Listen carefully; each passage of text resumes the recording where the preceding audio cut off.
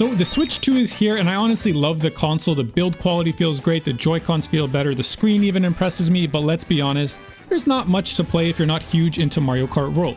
So if you're anything like me, you might be looking at some old Nintendo Switch games that maybe they run better, or maybe you just didn't give them a shot because you want to play your new system. So I want to talk about some games that I didn't think I would like back in the Switch 1 era, but I ended up falling in love with them. I don't want to make it seem like this is some hidden gems that you've never heard of. A lot of these games you probably have heard of, but you might have been like me where you saw the trailer, you just heard about how people talk about them, and you might not think it was up your alley. Now, I'm not here to convince you that these games will be up your alley and you'll love them, but maybe I can convince you to give them a try. So I'm going to get into a top 5, but let's quickly start with some honorable mentions that either barely didn't make the list or they're not really Switch exclusive that you could have played anywhere. The first of which being 3 games, FF7 Original. I don't really need to tell you more about this, but I played this game when I first heard about the remake, and I can say it aged beautifully. It's just fun.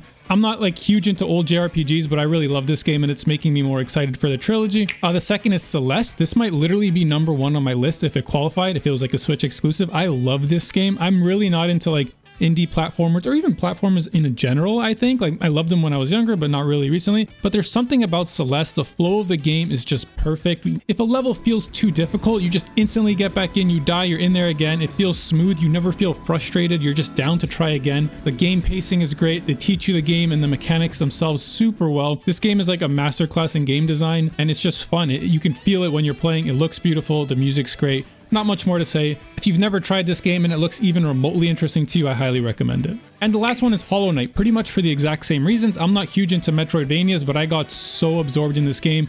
It plays great. It just feels great to play. Some of the animation quality, it feels like a AAA game. Like everything about it is just built so well. And again, I didn't think I would like it. I didn't think I would even like the kind of dark atmosphere, let alone the fact that it was a Metroidvania. But I got really bored one day. I knew I was going to have a long commute and I had a portable Switch with me. So I said, whatever, I'll buy Hollow Knight, and I love this game. Now for Switch exclusives that are on this list, these 2 barely didn't make the list, but I do think they're worth mentioning. The first one is Animal Crossing. I'm not sure how good this game is today. I got it like many other people in the pandemic. And I thought for sure like this game was never something I would play much, but you know, it was a pandemic at the time, so I gave it a shot and I really enjoyed it. It's obviously a more chill, laid back game, but it's just fun. I don't know how much else to explain it. There's something very satisfying about just building your village. A lot of the characters have so much character. And if you see this game, you're like, this is some little kid shit. I mean, you're probably not wrong, but give it a try. I thought that too, and I found it fun.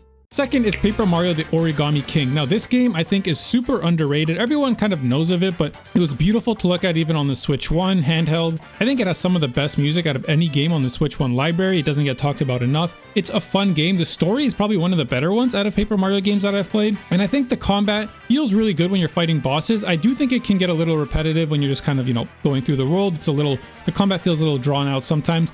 But overall, I think the experience is much better than people give it credit for just because they don't like the combat. And yeah, maybe you won't, but again, I think there's so much of a good package around it, and the boss fights with this combat feel really good that if it's something where you thought you might want to give it a try, but you didn't, I do think it's a good pickup on the Switch 2. I'd imagine it's much cheaper to get nowadays, so yeah. Okay, so number 5 on our list goes to New Pokemon Snap, and I'm not joking. This is probably my most fun Pokemon experience since like I was literally 12 years old. I'm not even kidding. This game it looked great on the Switch 1. I don't know how they made this look so good. It had a very addicting gameplay loop where the game was so well built to like make you want to retrack some old areas, just go to the new ones, try out random little puzzles that will make Pokemon do different poses. I don't know how to explain this game without like spoiling what you might see, but it's just so fun and satisfying and beautiful at the same time. I really think this game doesn't get talked about enough because it's kind of like a spin-off where, you know, most of the mainline Pokemon games get much more show. I honestly cannot describe how much better of like a complete package I think this game is than any mainline Pokemon I've played recently. I had a blast with this game. I highly suggest you check it out. I've seen it being resold for like $30-40, and if you've never played it on your Switch 1 and you really want to play your Switch 2,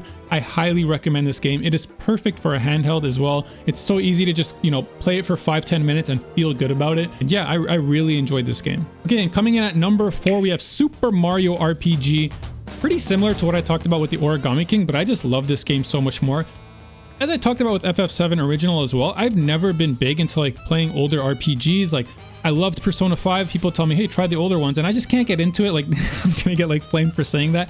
There's something about older RPGs where I feel like there's some quality of life things, or they get dragged out or something, that I really can't get into it. But with this game, I fell in love. The dialogue is amazing. The characters are amazing. The story's pretty bland, but they kind of get you into it. It's like mystical almost. It never wastes your time. You go from point A to point B. The battling is fun. It has a kind of Paper Mario, old school Paper Mario combat, you know, where you're doing stuff, you're doing kind of active stuff rather than just pure turn-based. It's a really fun game. There's not much more to say. I highly suggest you pick it up. I actually didn't even own this game. I played it on a friend's Switch one, and now that I couldn't have access to it, I went out and bought it again, even though I have no plan on playing it anytime soon. I know eventually I will. It's just such a charming game, such a good experience. I highly suggest checking it out on your Switch 2 if you didn't try it during your Switch 1. Now, number 3 is a bit different. It's like the only indie game, I think, to make this top 5, and that is Cadence of Hyrule Crypt of the Necrodancer. This game was like, I randomly bought it on a whim, and it was just so fun. It's like a rhythm game, dungeon crawler, kind of roguelike hybrid.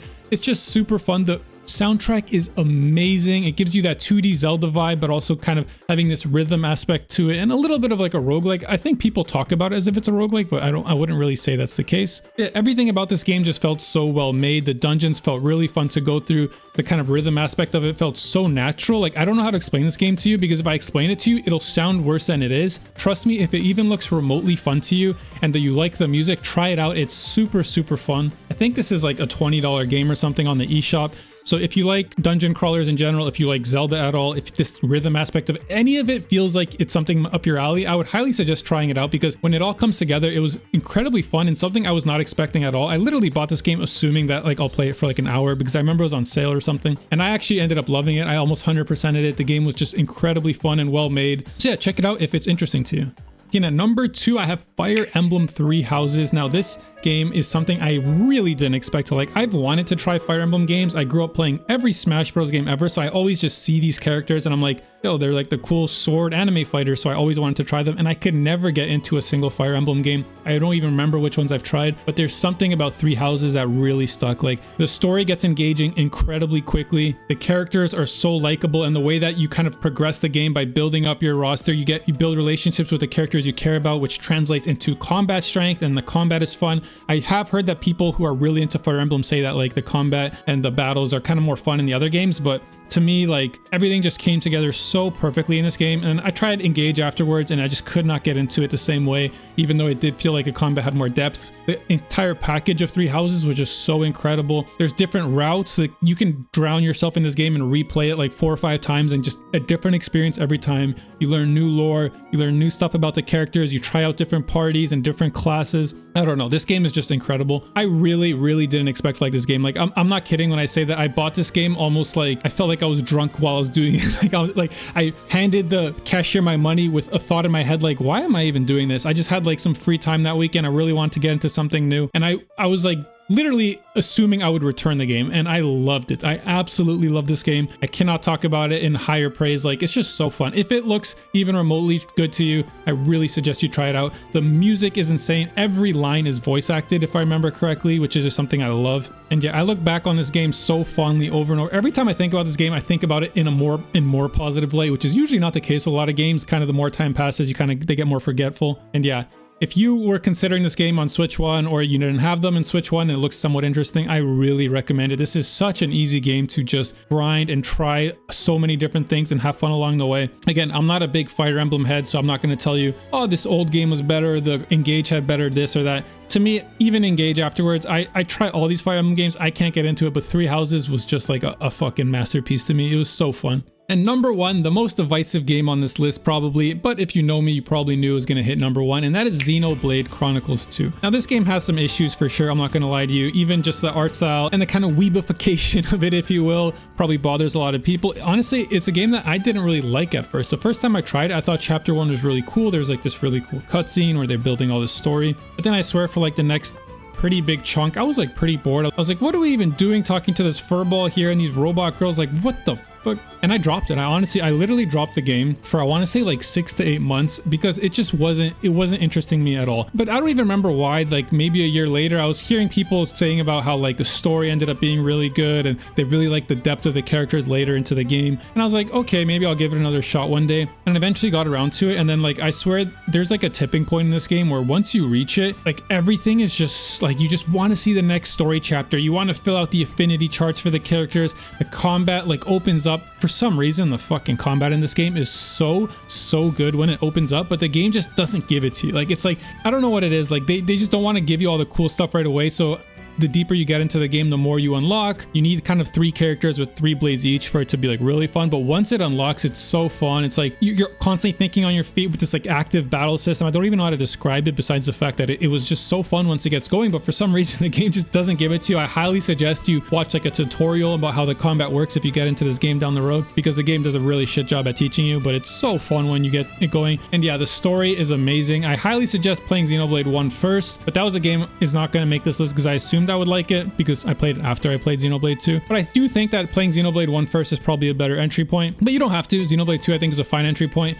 I think you kind of get a similar experience going between the two in any way you want, and then 3 is like its own beast, which is also a really good game. But yeah, this game has to top this list because I literally dropped it. Like for months on end, it was just sitting in my bookcase and I was like, I didn't even give it a second thought. But then when I did get back into it because other people told me good things, I got so absorbed. I remember watching like hour-long videos about explaining some of the lore stuff, and like I went back and did New Game Plus, unlocked every blade, started filling out affinity charts. Like there's so much to do in this game. The story ends up being so good, and even better if you play the other ones. You don't have to play Xenoblade 1 and 3 for the story in this game to be amazing, but I do think it gets better the more of the franchise you explore. The characters are really good. They kind of seem goofy and too weeb and anime stuff at the start, but they just develop to be some of my favorite cast of characters in any game I've ever played. And yeah, I just love this game. It's kind of an unpopular opinion, or I wouldn't say unpopular, but a controversial one. There's a lot of people who love 3 the most. There's a lot of people who love 1 the most. I feel like 2 is almost like a black sheep, even though I'm pretty sure it's sold the most. People talk about it in like the most divisive way. But yeah, I love it personally. If it's something that looks up your alley, or maybe you saw like some Twitter clips of these stupid dances, whatever, like that, the game's not, it's not what it's about. There's some times where it gets a little too silly and even stupid for my own taste, but the overall package, the story it tells, the characters, it just wraps up to be such a fun experience, the combat. And it might be your gateway to try the other 2 games in the trilogy. And the trilogy in general is just a masterpiece, and the DLC of the 3rd game is just like the perfect ribbon on that gift. I love it. I don't want to sit here and just talk about it too much because you kind of get the point at this point. So yeah, these were the games that I thought I wouldn't like, or I literally didn't like at some points, but they ended up being some of my favorite games in the Switch 1's life cycle. So if you picked up a Switch 2 and you know Mario Kart World is fun, but you're not someone that just wants to grind it all day, you're looking for something else to do, and you didn't try any of these games on the Switch 1, I highly suggest checking any of them out if they look even remotely interesting to you. I do think all of these games are just, they have so much great things to offer you if you go into them with an open mind. So yeah, if you missed out on the Switch 1, I highly suggest checking out. They're probably much cheaper now, so it's even better. Some of these games will actually perform much better on the Switch 2. Some of them don't make a big difference, but yeah. But on the contrary, I want to hear what games you guys really liked on the Switch 1 that other people might not have tried. I'm looking for games on the Switch 2 to try out. I do like Mario Kart World, but it's not something that's like particularly for me where I could just sit there and play it and grind it on end. So I'm looking for some older games. I've actually been replaying Pokemon Snap, funny enough, because that game's actually just so fun. So yeah, let me know games that you think I should try out on my Switch 2 that maybe got performance upgrades or just in general are much better, or maybe even the hidden gems. I hope you found a game that you will try out and you will love in the future. You'll come back in months and say, Mikey, this game was sick. If you enjoyed the video, I appreciate a like, comment, subscription. I'll see you next time. Stay beautiful, my friends.